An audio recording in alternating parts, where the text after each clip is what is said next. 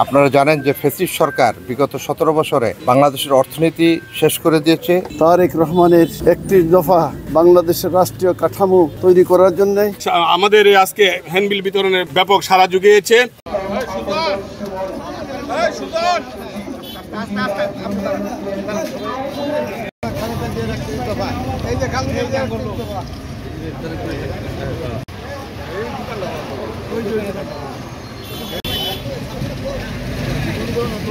ঐতিহ্যবাহী গুসিঙ্গা ইউনিয়নের গুসিঙ্গা বাজারে বিএনপির তথা অঙ্গ সংগঠনের নেতৃবৃন্দরা এখানে আজকে আমাদের প্রাণপ্রিয় নেতা তারেক রহমানের 31 দফা যিনি দিয়েছেন আমাদের সারা বাংলাদেশের জন্য, বাংলাদেশের রাষ্ট্রীয় কাঠামো তৈরি করার জন্য, সেই 31 দফা আমরা মানুষের কাছে বিলিয়েছি।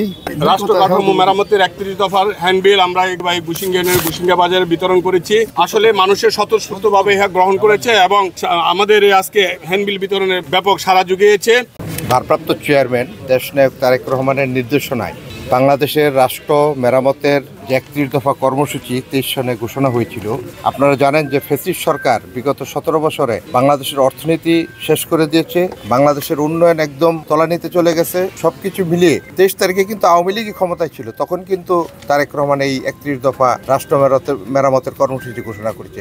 ইনশাল্লাহ আগামী জাতীয় সংসদ নির্বাচনে ইনশাল্লাহ ধানের শীষ নিয়ে আমরা বিজয়ী হব। আগামী দিনে বিএনপি রাষ্ট্রীয় ক্ষমতায় আসবে, তারেক রহমান বাংলাদেশের প্রধানমন্ত্রী হবে। তার নেতৃত্ব, তার ঘোষিত 31 দফা কর্মসূচির মাধ্যমে বাংলাদেশে আমরা রাষ্ট্র মেরামতের কাজ করব।